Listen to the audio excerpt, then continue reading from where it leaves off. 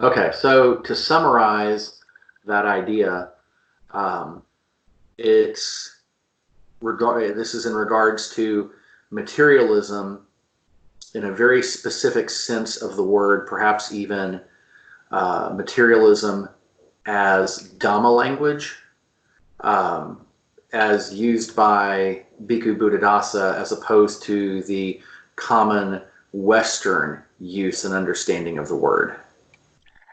Okay. Actually, Bhikkhu Buddha Dasa picked up the word materialism because it was an English language word that well fitted and was well suited to describe what he was actually talking about.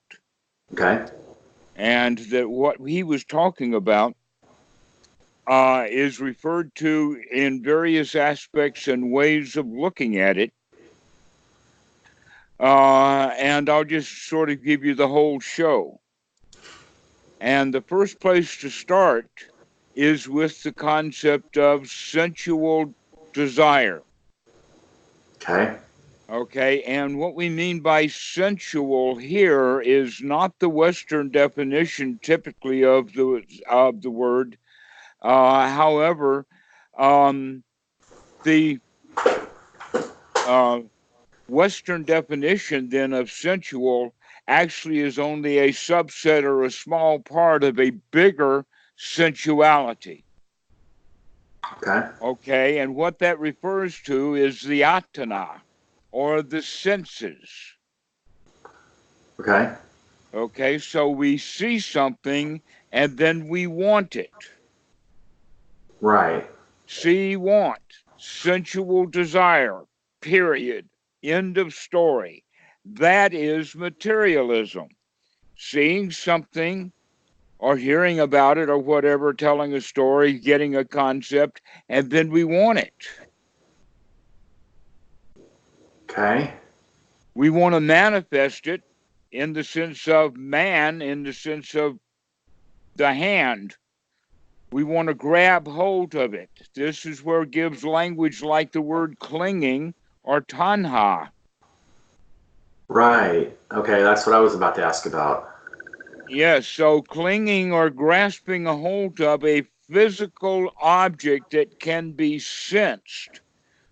An example of that would be a rock that is picked up to break open the marrow of the bones that the lions left sometime in our past. We were there together, I think, with that rock, fighting over the rock. Because that's man's first weapon or first tool. Okay. And what we mean by that distinguishes the humans from the apes is that the ape will discard the tool after he's finished with it, which means that there's very little progress for chimpanzees and great apes, is because they do not keep the tool. They do not cling to it. They do not hold on to it. They drop it and let go of it. And so you could say that almost all of man's progress is because we have manhandled things, literally.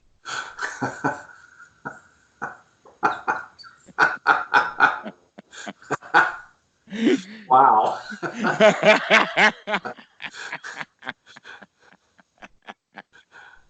Sometimes I think that there may be room for a stand-up Buddhist comedian in America. Yeah, you have to find the right audience. Well, here you are.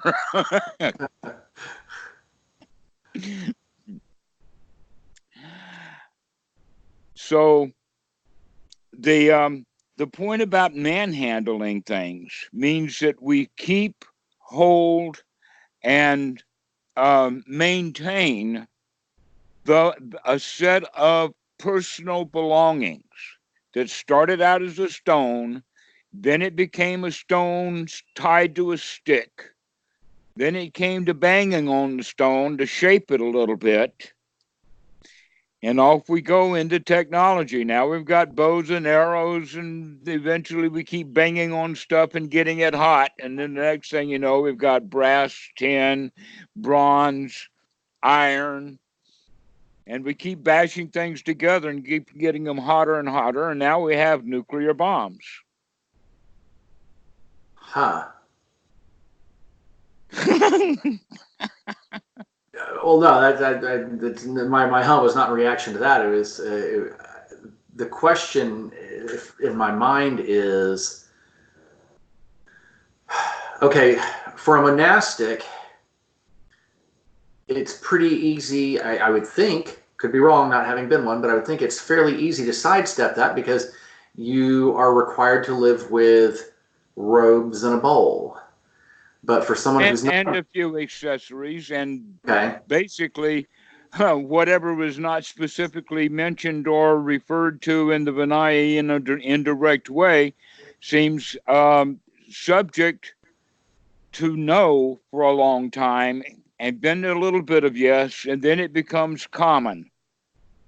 okay, so it has expanded and evolved over time. I guess that should make sense. So, like cell phones. Okay. That's the clearest example because that's an easy item to pick up, put in your bag, and carry off with you. yeah, And yet a huge attachment.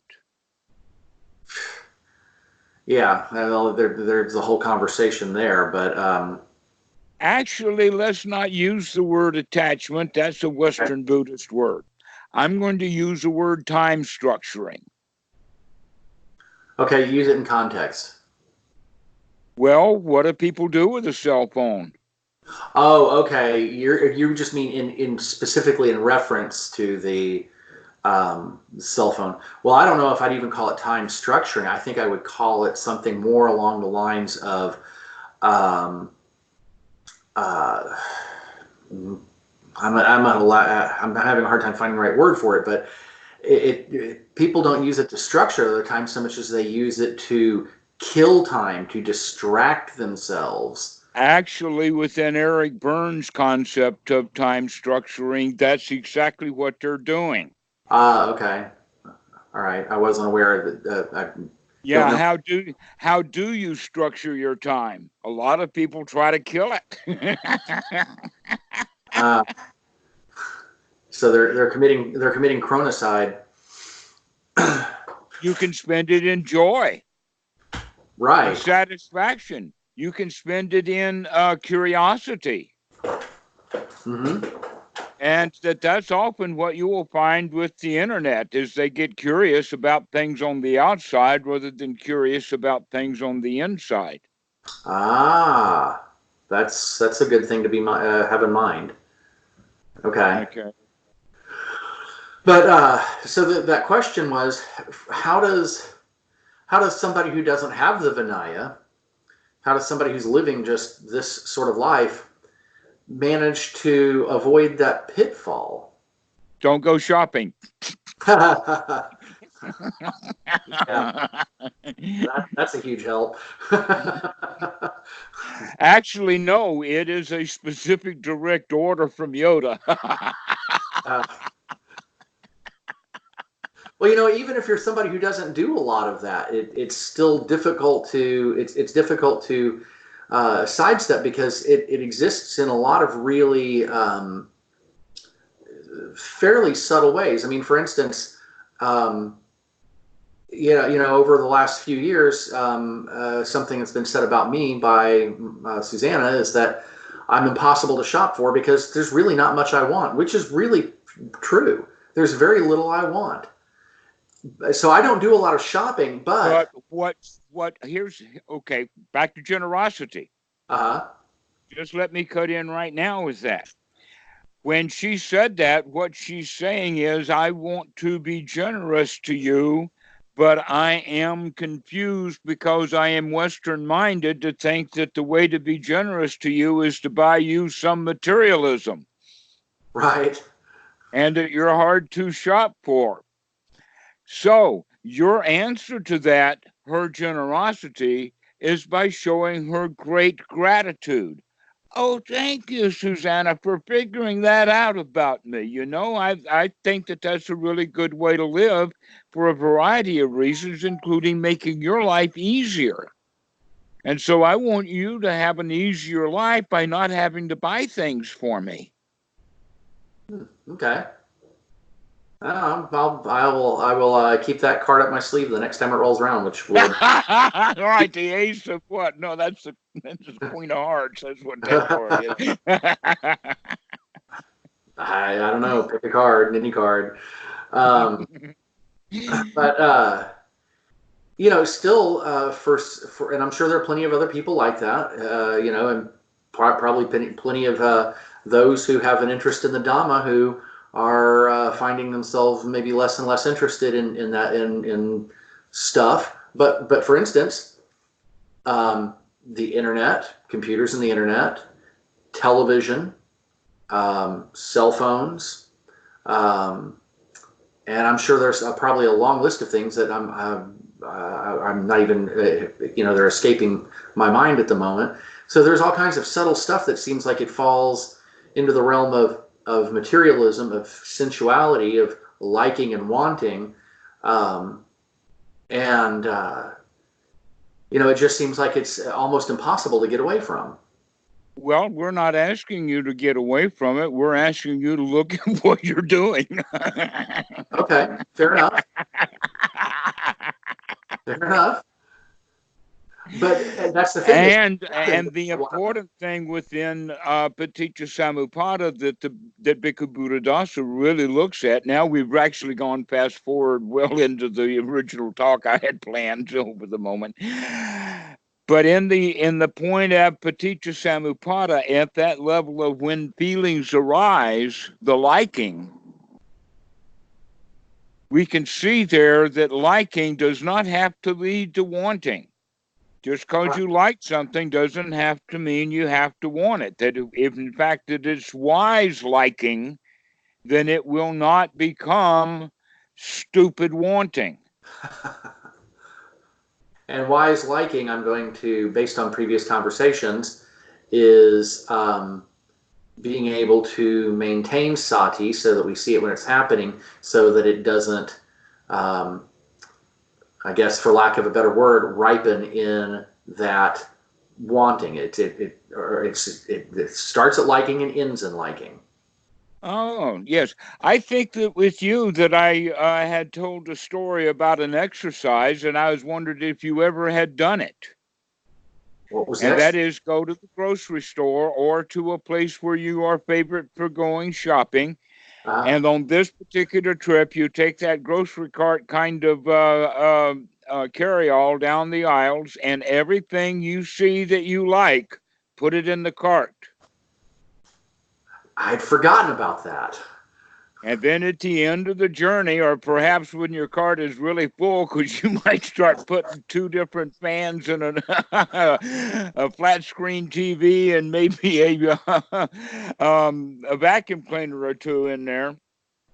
But along the way, you get that cart full. So after you get it all full up, then the thing to do is to go back to the store and put everything back in its place exactly where it came from, with the thought, yeah, I like this. I still like it. I put it in the cart because I like it, but I don't want it. Okay. So back it goes. All right. I've made a note. It will wake you up like you never believe. Okay. Well, this is on the list too. To all kinds of feelings inside about your relationship with materialism. Okay. Well, I'm going to do this, and I will report back to you on what it was like. All right. So let's delve a little further into that issue about sensual desire, which is, in fact, I see it, which means I like it, and then I want it. Okay. This is actually the sequence that happens in the mind that if we're aware of, or when mindfulness comes, then we can be awake at that point when we see something and we like it. but it's also equally valuable that when we see a lot of people can go there almost the whole day without even noticing that the likes and the dislikes. But the likes and dislikes can get very, very subtle also. But we start to recognize them, we start to see them and really recognize them, like that grocery cart episode that I just described. And then we can begin to see the more subtle ones. They're not very strong, but we don't think about them because we're on automatic pilot so much of the time. Right. Okay. And so we just go. And so now we're going to slow things down, and the real slowing down is putting the stuff back in the cart, out of the cart, back onto the shelf, exactly the way it was when you got it. Okay. All right. And so don't fret over too much about did I put it exactly where it was before, but rather how do I feel about it as I'm doing this. I see. Okay. And so we begin to examine the feelings and start to examine our relationship with the physical world. Okay. All right. In other words, the kinds of things, the first thing that we can hold on to is a concept. Babies don't hold concepts, but in the human adult, the first thing that's easy to hold on to is a concept, like our language and things like this. And then the next thing to do is to hold on to is a physical object, small, like a stone or a rock or a handle that is actually the handle of an axe that I made, all the way up to now I'm holding the cell phone, but in all regards, it's what I'm holding in my hand, as opposed to merely holding in my mind, because it gets a little complicated. But another way of looking at it is that the fewer things that you hold in your hand, the less likely you are to drop something. But people go around dropping things, even if it's the only thing that they hold in their hand. They could be holding the cell phone and either one, forget and start looking for it while it's right there in their hand, or two, they'll drop it because they're not mindful. Yeah. Okay. So even one thing we can't hold on to, but we want to hold on to it. And so the real holding is mental rather than absolutely physical. Okay. Okay, so that's one step above. Okay, the things that we can hold in our hands. The next level above that is, where do I spend the night? Where can I find a safe place to spend the night? The answer is in the nest. The foxes have holes. The birds have nests. Every animal has a place. All right. And so the humans also, through our primates, the monkeys would build nests in the trees. As we grew, it became the family. One of the biggest qualities about the family is that you've got to go along to get along. Your feelings don't matter. Your survival matters. And if you go against the boss of the tribe or the boss of the nest, then you might get kicked out of the nest where it's dark and dirty outside. And so this is, especially if the big boss tells you about hell. Dark, dirty, and hot. So that's the next level. And it gives certain kinds of desires, and that is what we would call Silabata Paramasa, or our attachments that are actually operated within the part of the brain that Freud referred to as the superego, or Byrne called it the parent ego state, which means my relationship to the world is what I learned in the nest. And in fact, the whole world is still just a big nest. Huh.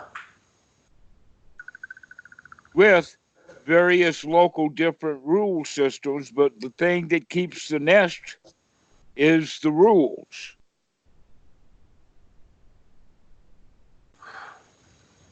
And one of the things that people will do from time to time is they'll wake up enough to start to challenge those rules, because some of the rules of the nest were laid down so long ago. Right, so they're outmoded. Okay, and so the Buddha's Vinaya is like that too, that some of the rules of the Vinaya just no longer apply. They're completely ignored. Really? Completely ignored.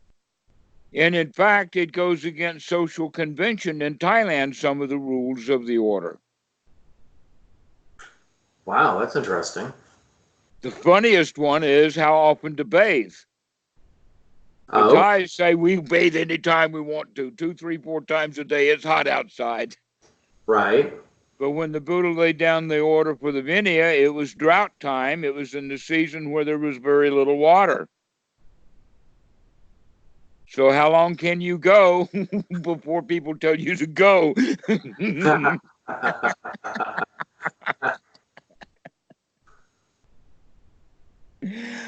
So anyway, some rules become antique. Another funny one. In the state of South Carolina, just as a joke, they've never repealed this law. And so every student in the state of South Carolina is taught this as part of history, that on the books of South Carolina is that every man over the age of 21 must carry a firearm on Sundays. Interesting. Okay. This was laid down in Indian times. Right. But the law is completely ignored. A lot of people don't even know that it's there. I mean, the kids, when they hear about it in school, they laugh and then they forget all about it. But, oh, hang on. I've got a call coming in.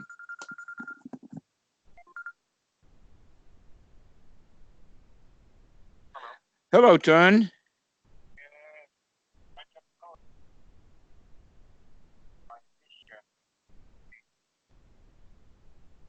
Okay.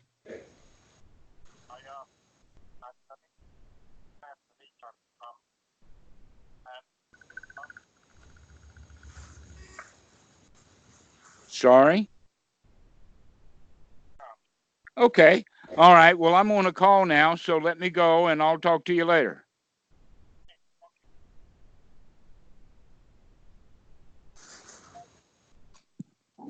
Okay. Back to the nest. In the Pali, this nest is referred to as Silabata Paramasa, and it means attachments to the rites, rules, and rituals of the nest. Okay. And that is actually quite instinctual. I mean, our survival depends upon doing what we are told to do. That's been the rules all along, and that's how we raise our kids. And we'll threaten them with all kinds of stuff to make them fit into the society. That in fact, children that are born in a completely almost no society at all, like the story of Tarzan, and there's been some other examples, sometimes they're very hard to ever civilize.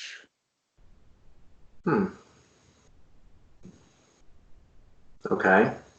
Because they've got their own civility that they learned when they were in the jungle. And that also goes to the story that you can take the boy out of the country, but you can't take the country out of the boy. Right.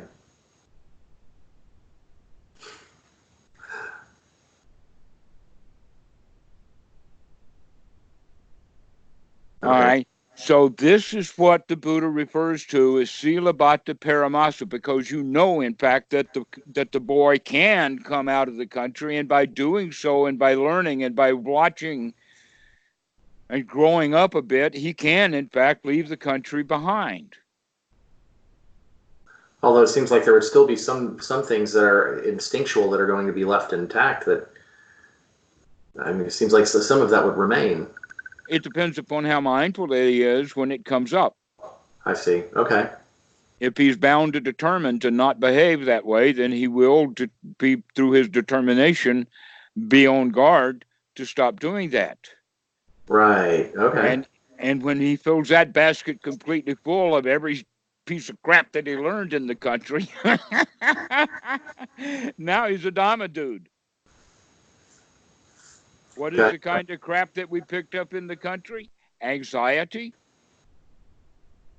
grief, despair, longing, wanting things that we don't have, fear,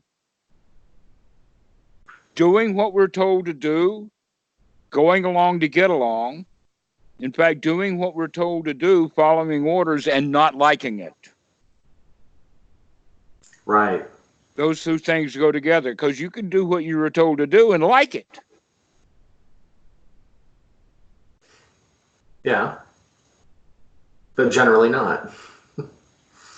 Generally, we're trained not to, because all of the people that we're around do what they're told to do and not like it. Right. So that goes back to going along to get along, I suppose. Right. This is what the Buddha would refer to as the animal world, that we're reborn as animals. That animals generally are not, domesticated animals are generally not in control of their lives. They have to do what they're told to do. They have a godlike figure. They've got not just a pack leader, they've got a human. And to the dogs, humans are God.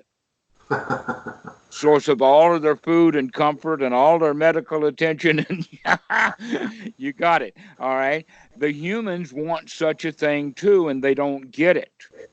They think it should either come from society or that it should come from the Lord Almighty.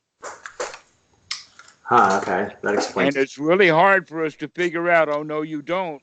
You're the human. Anything you can do for a dog, you can do for yourself already. Right. Including giving it comfort. Petting the darn thing. Realize how cute it is.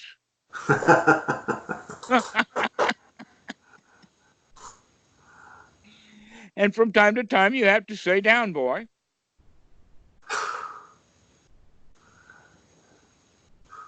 All right, so this is a big part of this thing that we're looking at is Silabhata Paramasa, is that the humans have far fewer rules for a dog than they have for humans. Look at what a person will do. The average dog, there are a few people who try to make a dog into a human. Let's not bother with those idiots and nincompoops. Let's talk about the average dog owner does not try to educate and school their dog the way they do their children. Because our rights, rules, and rituals are so much fewer because of our expectations are so smaller for the dog. Right. And then you can go one up to slavery. And then you can go up to the next level of just the average, ordinary human being, but they're all trapped in that, do what you're told to do. And the question is, can you come out of that? The answer is, well, at the beginning, only occasionally, but then I get kind of used to it, and then I can do it kind of often, and then I can do it a whole lot. I may never be free from it, but heck, if I'm free from it for a lot, then that's free enough.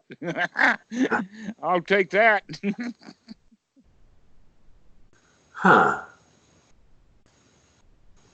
Well, it kind of raises the question of how is it possible to completely be free of all of it and still be able to live within a society, function within The answer is don't try to get rid of it all. Okay. Just top quality. Even gold is not 100% gold. It's always at that 99 and 44, 100% pure kind of stuff that you heard about. Right. Okay. Point taken. Thank you. Because otherwise we're looking for perfection. And perfection is drilled into us to always keep us a loser. They don't want winners. The society doesn't even support winners. Really? Yeah, the very, very wealthy, or when I'm talking about winners, I'm talking about somebody who feels really wealthy. But all the people who have so much money, they don't feel wealthy. They just feel rich. Right. Okay. And they want power. Because they actually feel insecure. And part of the reason they feel insecure is because a lot of times the money that they make was done illegally or underhandedly or not completely fair. And so they've always got that sword of Damocles called the karma machine that's going to come get them. Well, and even if they have come by it honestly, they still are living with the fear of what happens if whatever has allowed them to maintain the wealth they've amassed fails, you know? Yeah, like Elizabeth Warren gets elected. Yeah, right. And look at the trauma that's going to cause. Or, you know, the stock market fails, or, yeah, I mean, any number of scenarios or combinations of them, you know, are something that these people live in fear of. All right. Well, now you can see that money does not help us escape from that. Do what you were told to do and not like it. Right. Because if we do what we're told to do and not like it, from time to time, we're going to check that out. And we're not because we don't like it. We're going to do what we want to do and see if we can get away with it. And the better we are at getting away with it, the more likely they'll become wealthy rather than a jailbird. Those who get caught and put in jail are often pretty stupid. And what are they stupid about? That they don't think they can get caught. Okay.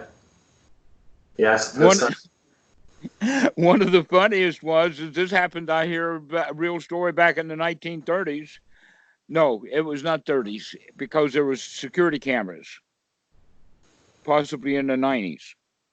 Anyway, he walked into the bank and openly robbed the bank. And on the way out, he even smiled at the camera. And when he was caught by the cops, he could not believe that the camera picked him up because he washed his face very, very often and very strongly with lemon juice. And you know that invisible ink is made out of lemon juice. And so he thought he was invisible. And he just could not believe it. Even when they showed him the video, he said, I don't believe it. You edited this video. Wow. In other words, many of them are so stupid they think they can't get caught. The ones who know that they can get caught are very clever about making sure every step of the way that they don't get caught. And so they don't, and they become wealthy.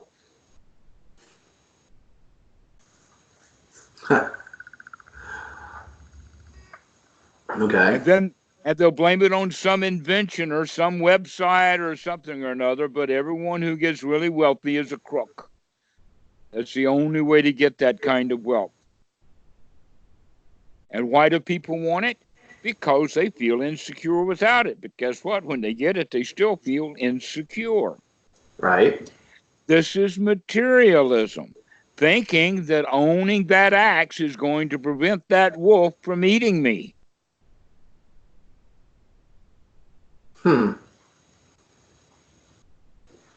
As Giuliani just recently said, he's got insurance.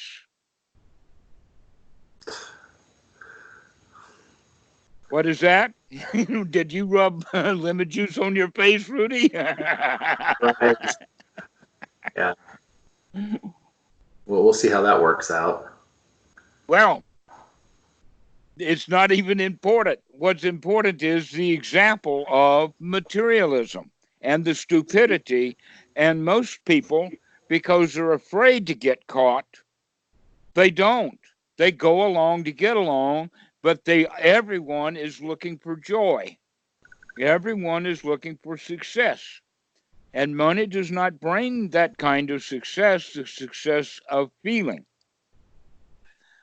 This is materialism.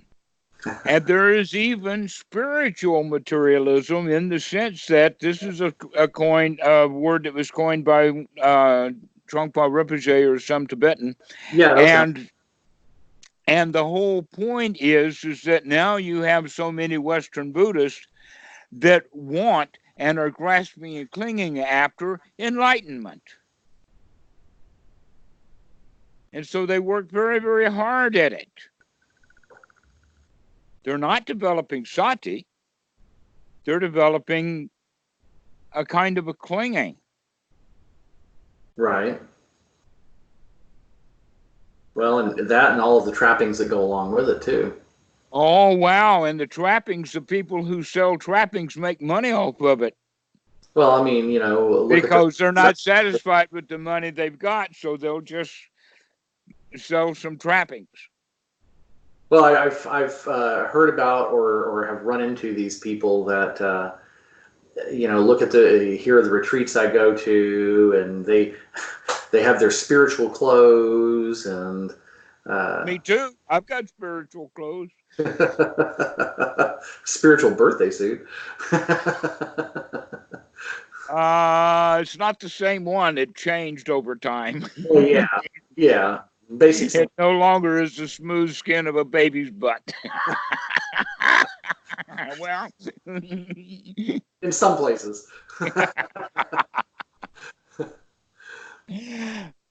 But you're right. Spiritual clothing, rather than another way of wearing, because people will wear the robes. In fact, I've seen people put on the robes to gain the effect of the robes. Whether they are adorned or not is not important. The point is that they expected the robes to do something for them rather than teach them a lesson. Wow. Okay. And so if you put on spiritual clothes to teach yourself a lesson, then you might learn something. But if you put them on because I am holding or clinging to an idea that the clothing that I'm wearing has some value, then I'm doing it through clinging, through grasping, through tanha, or through upadana. Upadana is the wanting, or what we call the grasping part, as opposed to the clinging part. And that the Buddha, when he's defining in the Dhammacakkappavattana Sutta, my good friend Toon, who just called, was pointing out that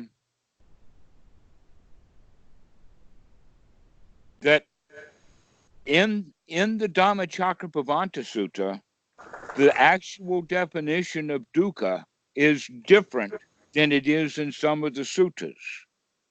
Interesting. Now, how this Dhammacakkappavattana Sutta wound up in the Samyutta Nikaya, I'm not sure. I'm wondering if it also doesn't have an older version that's in the Udana or the Sutta Nipata, which is much older stuff, because this is supposed to be the very earliest one. And what I'm about to talk about is kind of a reference to show that a lot of the stuff that is in the Samyutta Nikaya has some really old stuff in it, but it also has some stuff that comes way later that is untrustable, but some of the stuff is really gems. And in there, when the Buddha is discussing dukkha, he actually takes a bend that you don't see, because in the standard they call old age, sickness, and death, followed by lamentation, grief, and despair, and then going to liking or being without that which you want. All right. But the point that the Buddha makes in that first one is the lamentation, grief, and despair are not mentioned. Huh. But it turns it around and says that putting up with things that you don't want to put up with is there. And then he says this, in short or in brief, this is upadana kahanda, which means the clinging to the aggregates. Okay, clinging to the aggregates is suffering. Now, Right. what he's talking about is not and this is a place where a lot of Buddhists get really confused. They think that the 5 aggregates, being not self, are not sufficient, not necessary, or empty, or in fact themselves suffering. Okay. But what they're missing is the upadana. It is not the aggregates themselves that are the suffering or subject to suffering. It's the clinging to them. It's the clinging to the body, for instance. When girls buy makeup, that's an example of them clinging to the body. It's not good enough. My social mores and conventions tell me that I'm ugly. And then they go all the way up to CoverGirl or whatever with the magazines, and they're models. But now, am I the best model? In other words, they still have to keep improving, keep having to buy more Max Factor or Maybelline, or these are really old terms, I know. I don't know who makes makeup anymore. I don't know. But that's surgery. That's an example of just one of thousands of examples of clinging to the 5 aggregates, and in this case, clinging to the body.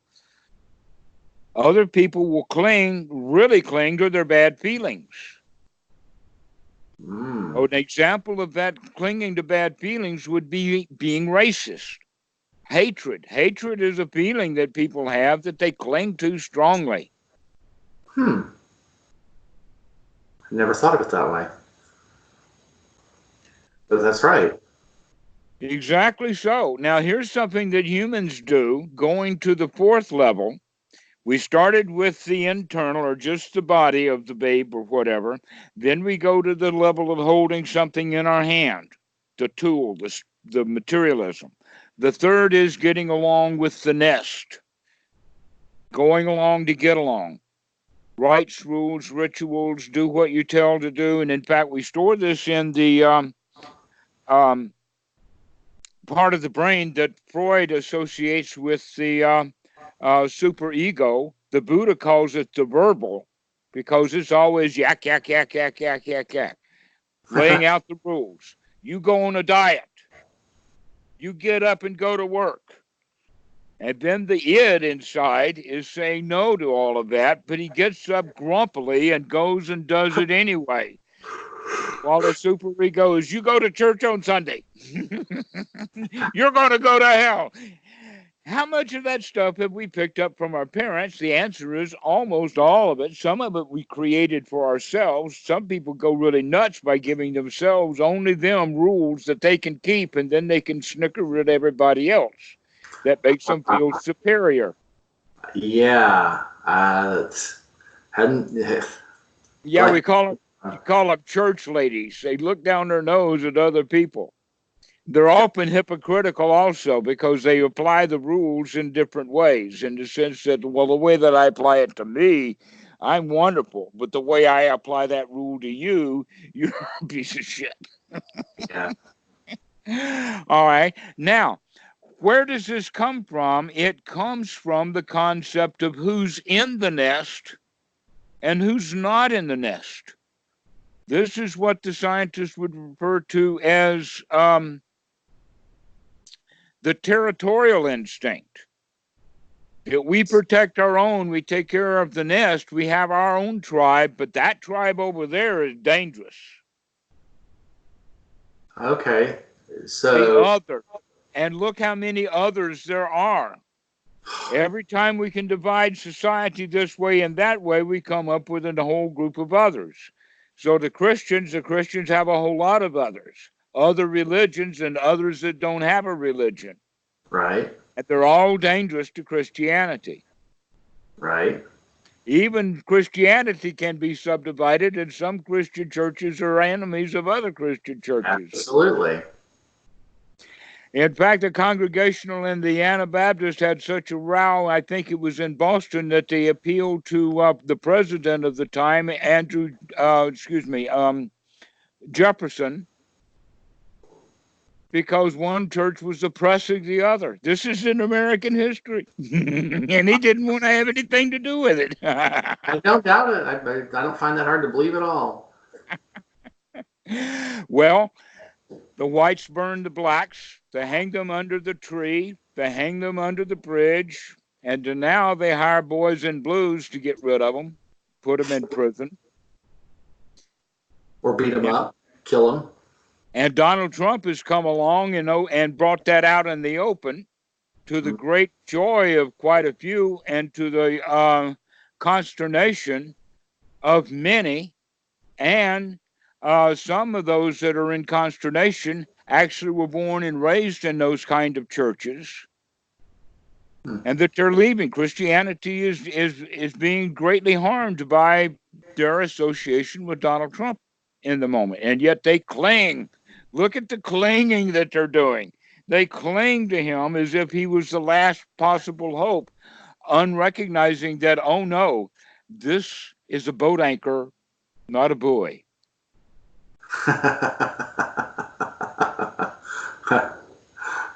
That Donald Trump has lemon juice on his face, don't you know? Well, he thinks so.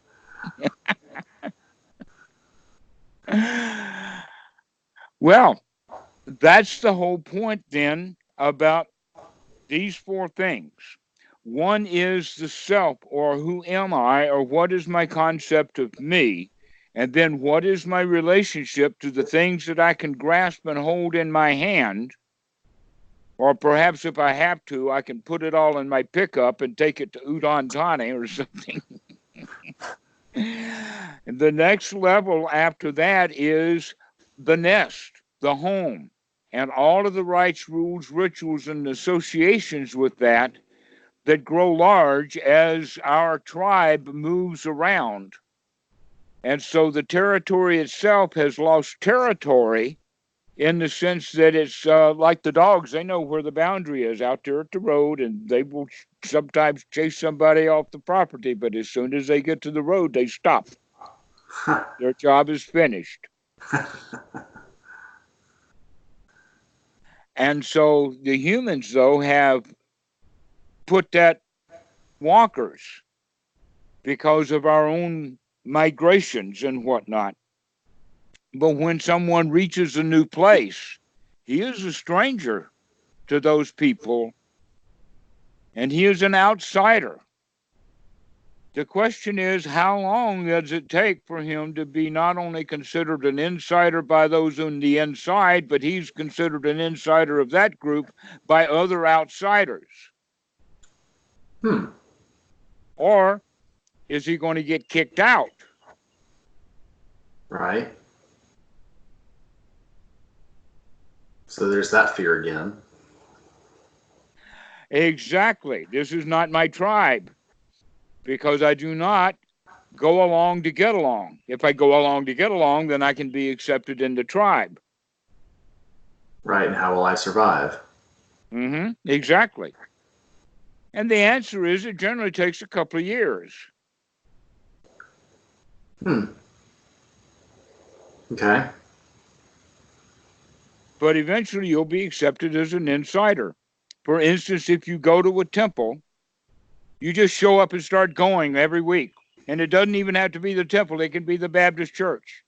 And every time that the collection plate comes around, you put in your widow's mite. And you go along to get along. And within a year or two, you'll be accepted as an insider.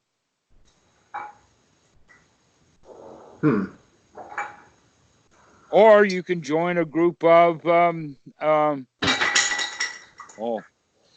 den of thieves, or become a crewmate on a ship that's had a very stable set of crew for a long time.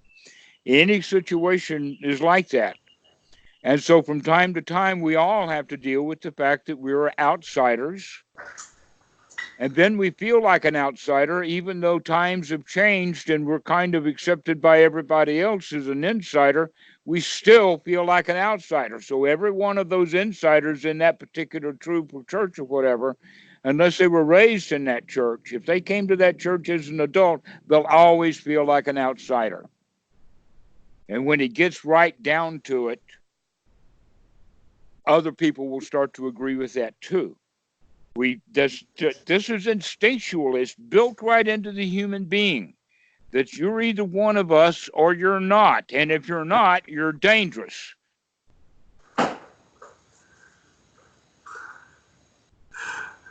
Sorry, I have to laugh because have you ever seen that old black and white movie Freaks? The scene in there, one of us, one of us. Exactly. Pogo also said that we have met the enemy and he is us. Yeah. Familiar with that one too. Uh-huh. All right. So that has then to do always with dangers or fears. So if we can come out of that, the deepest one of all is the materialism. And the highest level of that is should be the easiest one to shirk off. And that one is basically it's politics. To see people as other, but in fact it needs to be revisited for time, because actually my identification of who I am depends upon who I consider as other. That it is basic instinct is better for us to see each other as friends, not as enemies. And Right. that the Buddha would talk about that, Kalya Metta, that Asavo, everyone called each other friend, almost as an obligation, as a rule. And the rule is not based upon, I told you to do this, do what I say to do, but rather through wisdom, that we can see finally that it's better to just be friendly and go along to get along happily, as opposed to go along to get along because these people are really not my inside group, and therefore I can go along to get along unhappily. So your happiness depends upon your relationship to the outside world also, so that you see the outsiders and the outside as friends, not enemies. They're not dangerous. The only danger there is for me to forget that. Well, at the same time, though, considering at least, I don't know what it's like where you live, but in, say, for instance, any big westernized city, while I understand that and agree with it, at the same time, don't we have to have some sense of caution, because there are people out there who... Absolutely. This is wisdom. Absolutely. If you consider a place dangerous, don't go there. Right. Okay. So if you think of a place as a war zone, stay out of it. Right. But let's say, for instance, when it comes to an individual, it sounds like maybe what you're describing is to not prejudge somebody and immediately mentally segregate them from yourself, but at the same time have enough wisdom to watch people who are new to you and to see what you're dealing with. Exactly. Be on guard. And just as an ex-alcoholic, say, who has gone through AA, will find a new friend set that he no longer associates with the old drinking buddies. Right. That one of the sources, in fact, of friendship will be the people who are in AA. Right. All right. Just as that, when one becomes, let us say, in the Dhamma, without defining exactly what that means. When one becomes in the Dhamma, then we would rather have friends who are in the Dhamma. Right, sure. That we would associate with, guess what? Our tribe. Except that the distinction is that we know that we're doing this because we're doing it from choice based upon suffering and no suffering, rather than following some rule or some deep feeling of racism or other kinds of bigotry. That we can choose our friends wisely rather than because they're in the family or whatever like that. Right, but instead in this case, in terms of the Dhamma, to be encouraged and supported. Precisely so. Exactly. All right, so now we wind up with the 4 basic instincts, and that second one is materialism. That is what they call sensual desire. Now, it does have an element of copulation, but I'd put copulation down there at the 10% level, except for young men from the age of 14 to 21, and then it goes up to about 30. Probably higher than that. But no, because if it were really high, then that would be what there is another word, nymphomaniac, when it goes very, very high for women, where she'll just sleep with anybody at any time. Right. Because of availability. That happens from time to time, but most of it, that kind of sensuality is not strong. But the sensuality for owning a cell phone, getting a car, the girl is just an item on the list. A good chocolate cake. Chocolate cake, right. Watching that movie. Yeah. And so that's that kind of materialism. And the Buddha talks about it in another way, in the sense of the 4 requisites.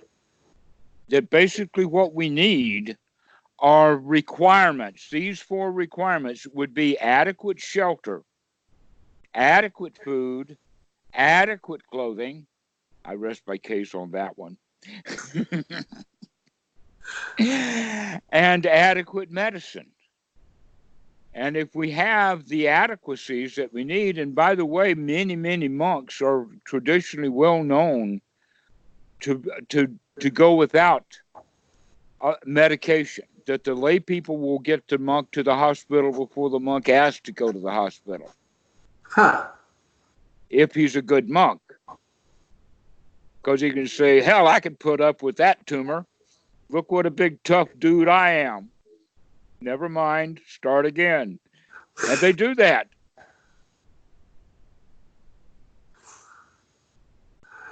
And so the lay people have to take them off to the doctor when they get sick. And sometimes the monks will even say no. Bhikkhu Buddha Dasa actually, this is one of my favorites. Bhikkhu Buddha Dasa actually refused to allow the king of Thailand to send his own personal private helicopter to watch someone moke, to transport Bhikkhu Buddha Dasa to Bangkok where he could get better medical care. And, I can kind of understand why he would. yeah, me too. But to say no to the king of Thailand, that's chutzpah. Good for him. Send a car instead. That's the lion. The true nobles are truly lions. They just don't eat each other. Well, how do you mean that they're truly lions? Pardon? How do you mean that then, when you say they are truly lions? Well, here's the thing. This is kind of on a different topic, but we can meander over there, and that is, you've heard Jesus say, ye shall know the truth, and the truth shall set you free. Right. But he left off the 3rd line. Maybe he said it, and they just forgot the 3rd line, and that is, ye shall know the truth shall set you free, but first it's going to piss you off. Yeah. And so I think as Colonel Jessup in the movie A Few Good Men, where he's standing on the witness stand and saying, "The truth, you can't handle the truth." Boy, was he telling the truth at that point. It didn't help his case any, but he was right. That people cannot handle the truth. That an army officer sometimes has to order troops to do some crap that would get caught in court. So here's the point then. If the noble becomes absolutely dedicated to the truth and only speaks the truth, in fact, if he's speaking the truth at the right place at the right time with the right people, does not mean that what he has said is not going to get repeated and taken other places, and then he's accused of saying the wrong thing. And so the truth shall set you free, but first it'll piss you off, and the messenger is the target. Okay. And so this is one of the things about the nobles is that a lot of people don't like them, like what they say, because they're telling the truth. They don't go along to get along. They tell the truth. I see. They have already figured out that you shall know the truth and the truth shall set you free. And now I love it. I'm no longer pissed off. All right. That going with that one then, that becoming the lion also brings an internal strength. Okay, one becomes strong inside because most people they're at the level of victims. They go along to get along, occasionally breaking the rules, and then they feel guilty. And the other one is to transcend that, to come out of the world of rules and live our life higher than that. This is what we mean by the supramundane. The supramundane is one who is no longer tribal. He is no longer carrying a stone around, doesn't need it for protection, and he no longer follows the rules of the nest. He actually becomes downright weirdo. And only holy people, only spiritual people can get away with behaving that way. Other people get locked up either in prison or in the loony bin.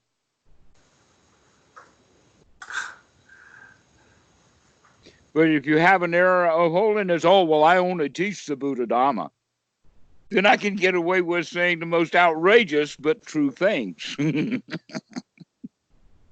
Although I kind of suspected that you really couldn't get away with it here in this country, here in the U.S. Well, it depended upon where my nest was, and my nest was at that time was in Buddhist temples. Okay, yeah. I mean, yeah. If you have it in a specialized society, then yeah. But I mean, the society as a whole, yeah, it wouldn't fly. Yes, and actually the robe served as a different kind of protection. Really? Yes. Sure. While, let us say that they just didn't like what I had to say, I was respected at least because I was a monk with the Buddhist robes on. So instead of just stop listening to me, in other cases, they would have called the cops. And cops generally, I mean, there was times when I was out on the road, it was necessary. And from time to time, the cops would stop. And I always had an enjoyable conversation, but they were always blown out by the fact that I was in the robes. Really? I could have been dressed, I could have been dressed any other way. And then I'm just an old man. Huh. That's surprising. I mean, with anyone else, it wouldn't be, but with cops, I would just figure they would ignore that and just see you as just another anybody, because cops don't seem to have any regard for anything except other cops. No, they they respect authority, and they see religion in any regard as having some air of authority. The clothes in that regard do make the man. Fascinating. Okay, that's interesting.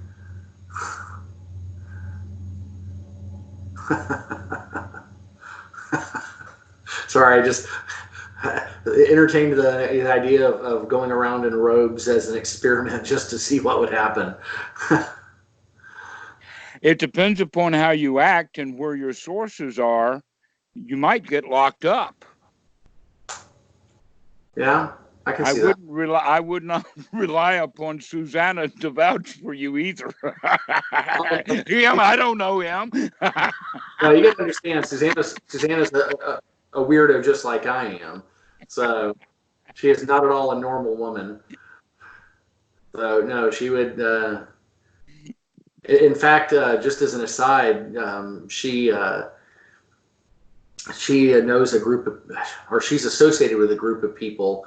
I don't know how familiar you are with the subculture of drag culture, drag queens, but she knows a lot of them and a lot of the very famous ones. And so whenever they make their way through town, she gets an invitation to go. And we had talked about a plan to buy a set of robes, and I would go along in robes just to mess with people. Now that right, I mean, going to a drag queen show in Buddhist robes, that would be in drag. Well, that's what she said. Actually, she said, "Hey, you have your own drag." Exactly. So that doesn't qualify. But while you're in drag, you can behave in drag and get away with all the kind of stereotypical stuff that a drag queen in Buddhist robes would get away with. Well, the thing is a bunch of gay men and drag queens seeing a guy dressed up, and obviously they would assume a straight guy dressed up, or here's a guy who appears to be a Buddhist monk. What the heck is a monk doing at a drag show? Probably would have messed with a few heads. Well, saying, well, I was following the path of the Buddha. Look what I landed in. Really confused the heck out. Yeah, I'm just following the path of the Buddha, and here I am.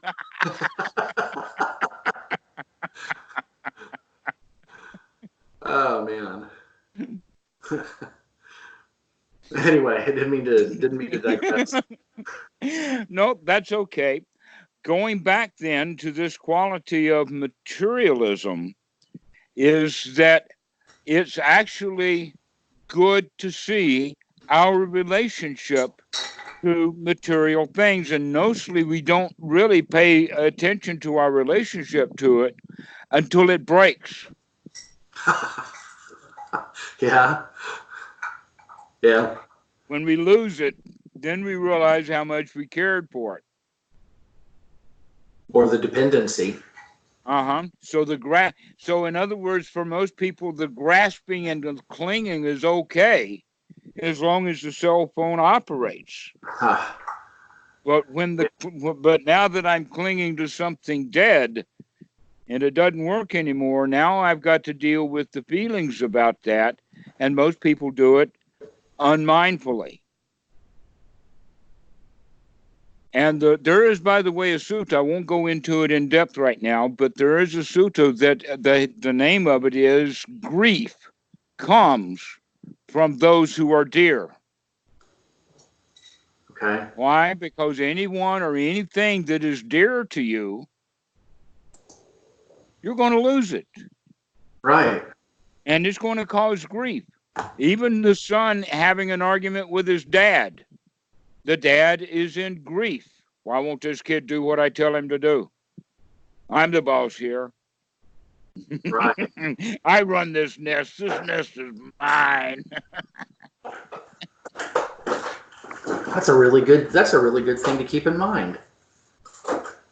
Okay. Okay. Huh.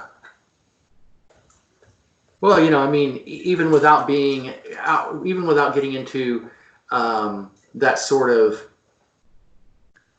heavy-handed attitude about your own kid, still in maybe less, to repeat myself, without having necessarily that heavy-handed an attitude, you can still, and I can see myself doing it. I can look back and see incidents of this, or examples of it, where it's been that kind of attitude of, I'm the parent, they're the child, it should be like this. And that's something that really is long overdue for some examination. Well, it sets the child's attitude towards all of existence. That attitude at home will make a Christian out of the kid for sure, if that attitude is then taken to church, because dad's just acting like God. Right. This is my place. You do what I tell you to do, or I'm going to send you to hell, or at least your room. Right. Well, kick you out of the house. Well, and to be clear, I mean, neither myself or Susanna have attitudes that heavy-handed, or that. Congratulations, but the little stuff, I'm talking about it in a big way, so that you can see the tendency that you could go to if she continues to rebel. Yeah, because even on a more subtle or in a more mild way, it's still there, and that's something that is, like I said, it's long overdue for some examination. So. All right. Well, you've already got the clue. The secret is that she's your friend, not your daughter. And Cabrera's talked about that in the sense that the arrow, once it's left the bow, or in your case, she's out of diapers, the arrow belongs to the arrow. It does no longer belong to the bow. Wow. That's an excellent point. Yeah, I mean, you have some responsibility to look out for them and take care of them, but you don't own them, and they're their own being. And you can't tell them what to do. But you can invite her to be happy. That's the clue. If you have one goal in mind, it should be looking at her in the sense of seeing her dukkha and inviting her out of her dukkha, rather than trying to give her more rules, rites, rituals, and how to survive or abide in society, because she already knows how to do that. Sort of. She's kind of an interesting case. I don't think I've ever told you she was diagnosed a couple of years ago with autism spectrum disorder, and so socially she's kind of a little bit at a right angle.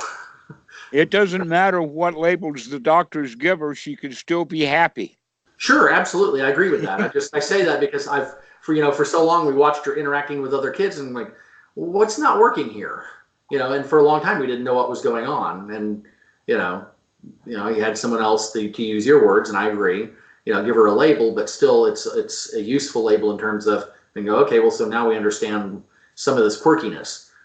So, but yes, absolutely. She's quirky. You ain't seen nothing yet.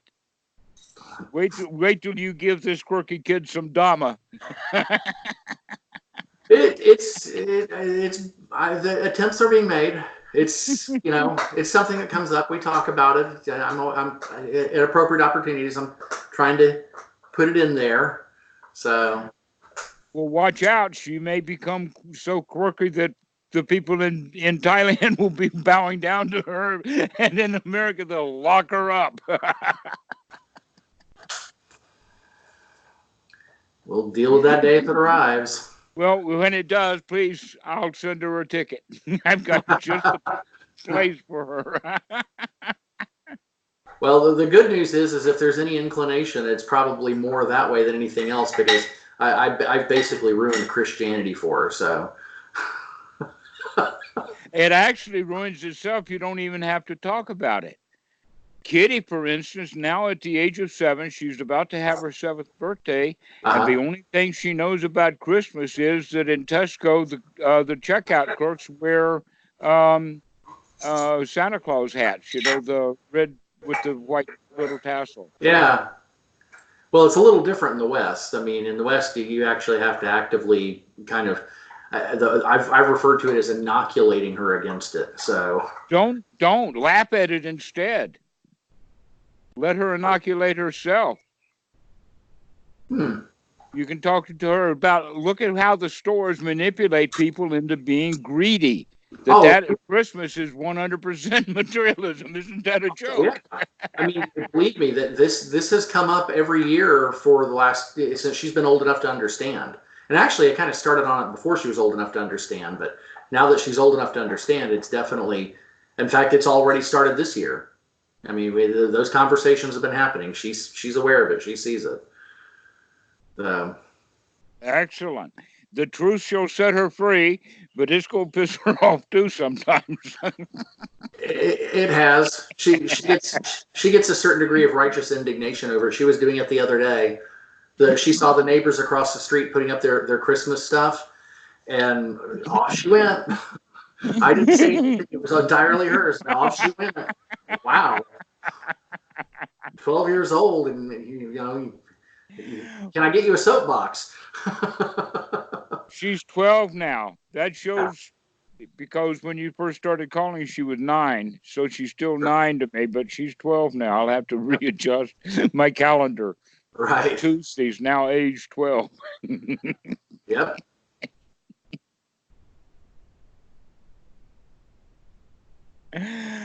All right. Well, we have covered materialism, and I think now you've got materialism working on her too. Yeah. So it's just we're going. So, in fact, you can see that, if anything, it's not a different or specialized definition of materialism. It's just a fuller explanation of it. Yeah, although there are some subtleties that seem to kind of set it apart from the way that, and I could be wrong about this, it just seems like there's a certain, it approaches it in a way that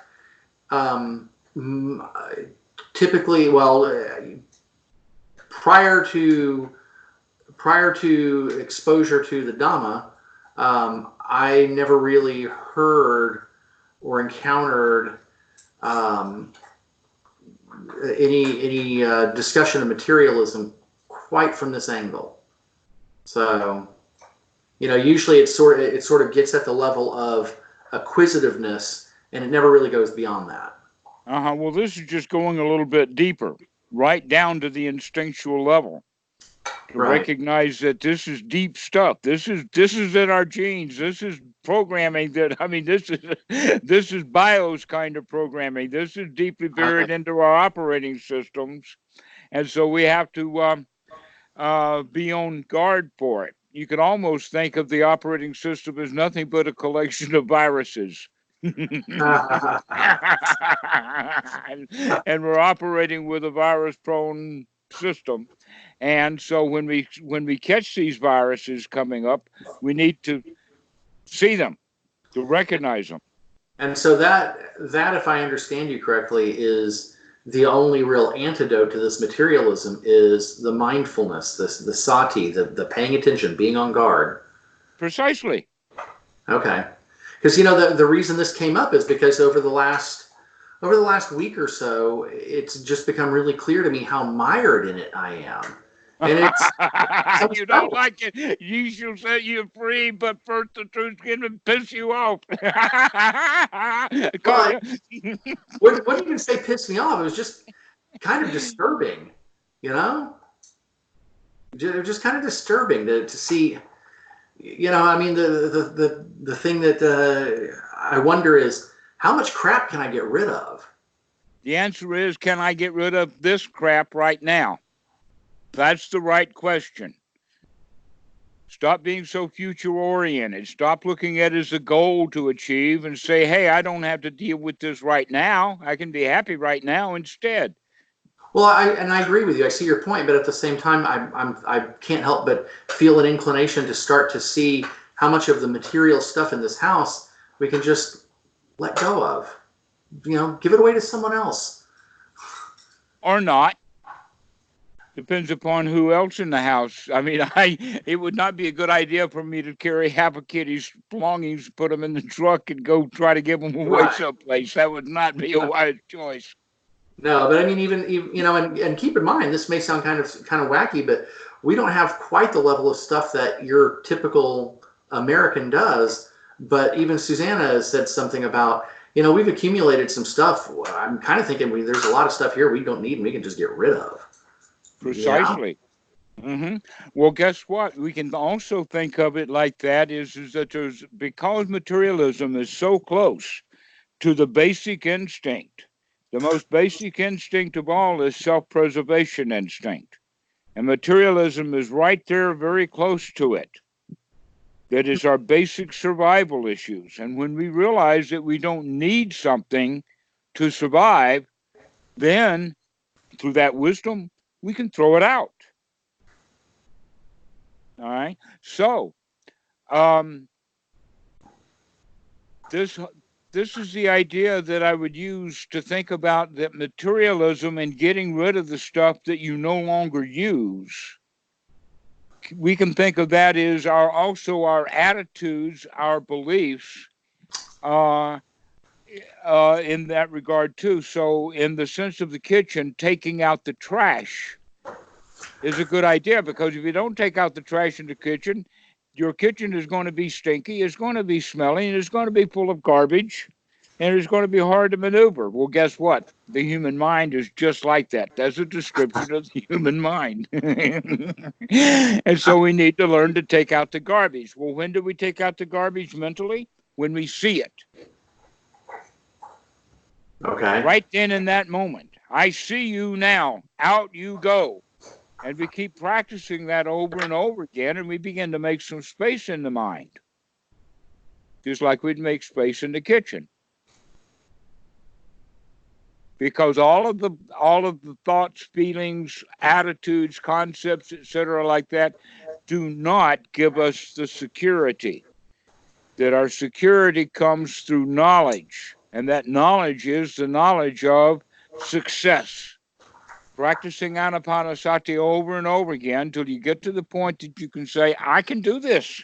No matter how obstructed the mind gets, I can be happy right now. And then the cell phone breaks. And you feel bad for a little bit. And then you say, never mind.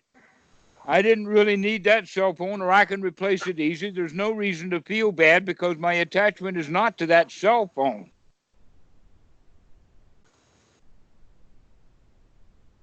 When I let go of it, and it's dead when I let go of it.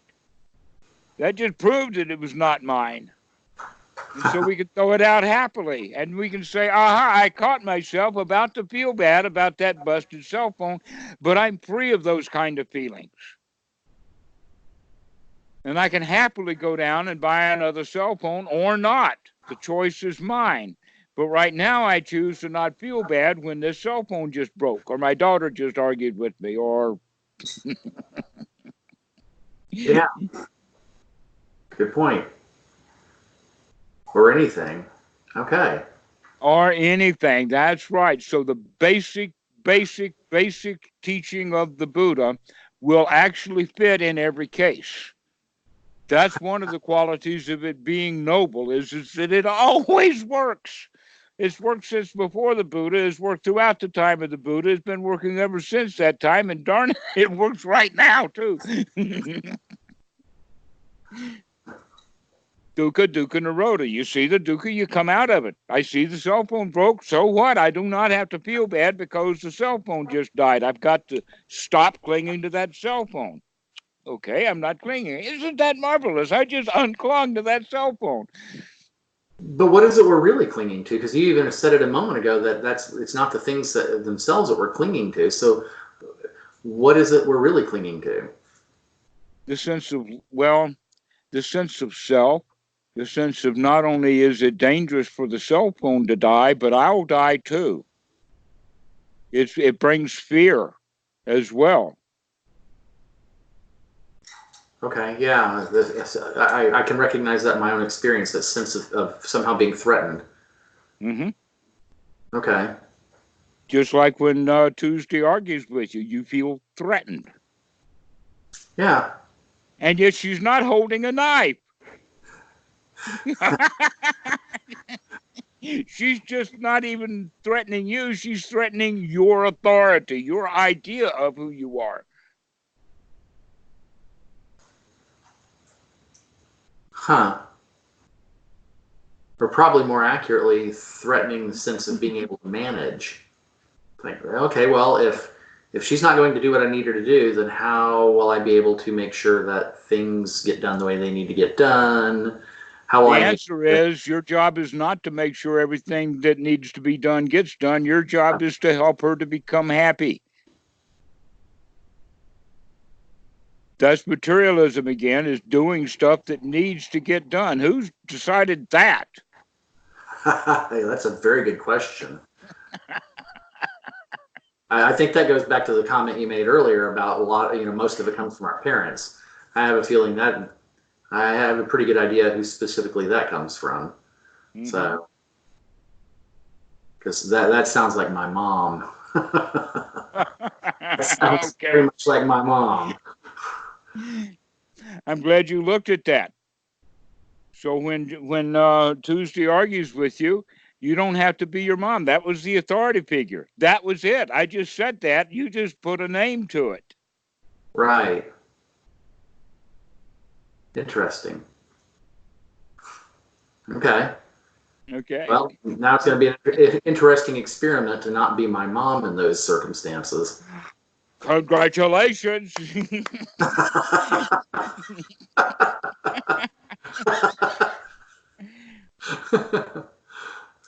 That's good insight. That's excellent. Waking up to that kind of stuff, that's deep insight. Congratulations.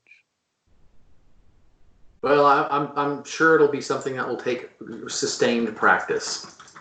So, never mind, start again. It doesn't take sustained practice, but sustaining your practice is a whole lot better than just letting the old stuff happen. Well, I guess what I'm trying to say is I'm not expecting perfection the first time. Oh, well, 99 and 44, 100% pure is going to finally be pure enough. I would say at this point, 25% pure will be success. Yes, okay, well, that's right. We look at it as success regardless of even down at 1%. Hey, we've got it down to 1% now. Before that, it was just all garbage. And now 2%. Yeah, I mean, I'll take any percentage at this point. Exactly. And the more you take like that, being satisfied with your progress that you're making, the more on guard you'll do. But when you say, oh, this is a lot of hard work and I keep failing at it, then that puts us back in the victim's position and destroys our faith or destroys our shraddha. But if you have the attitude, yeah, 1%, baby, let's do 2.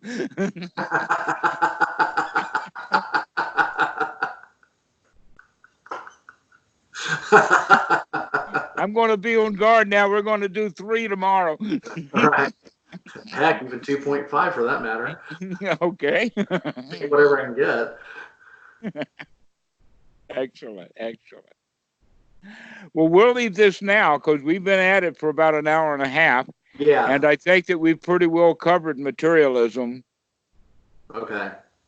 And a few other things. And in fact, you can see how it fits in to everything.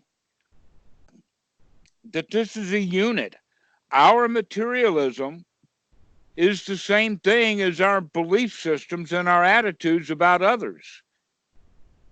It's the same thing as the nest and all the rules of the nest. It's all wrapped into one thing, and that is my own survival. Ah, okay.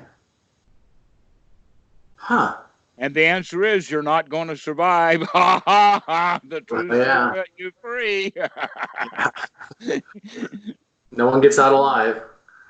Well, that's an old expression. Why take life seriously anyway? You're not going to make it out alive. Yeah. That's a valid question. Huh. Okay. Okay. Just waiting for the day it all sinks in, Yeah, well, it does slowly. Every time you call, there's just another drop on that forehead, and it gets less wrinkled every time. It's like a sponge,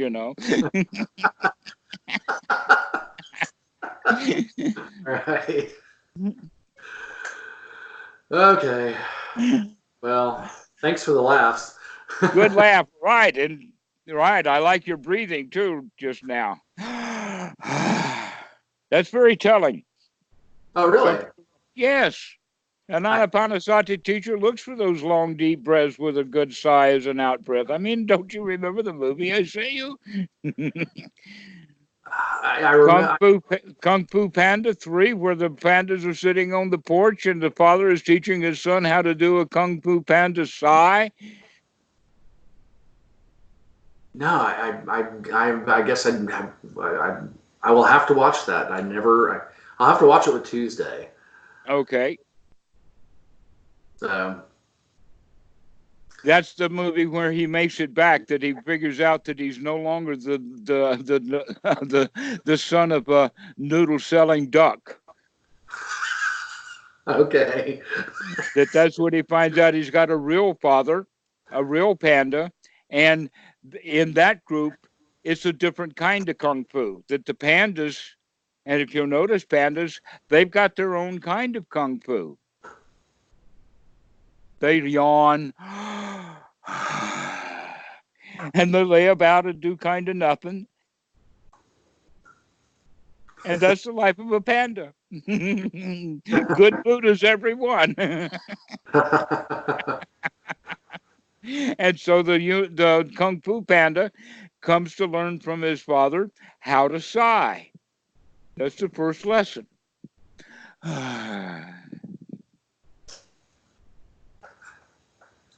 And that's so when Tuesday starts to argue with you, your job is to sigh. that's a good place to start, actually. Yeah. Yeah, it'll confuse her. Yeah, but it's got to be a happy sigh, not No, not that. a happy sigh will even be more confusing. That's the last thing she's expecting.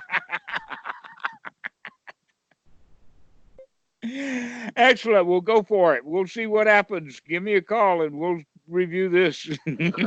Well, and I was going to say, I will have a report back for you with the card exercise.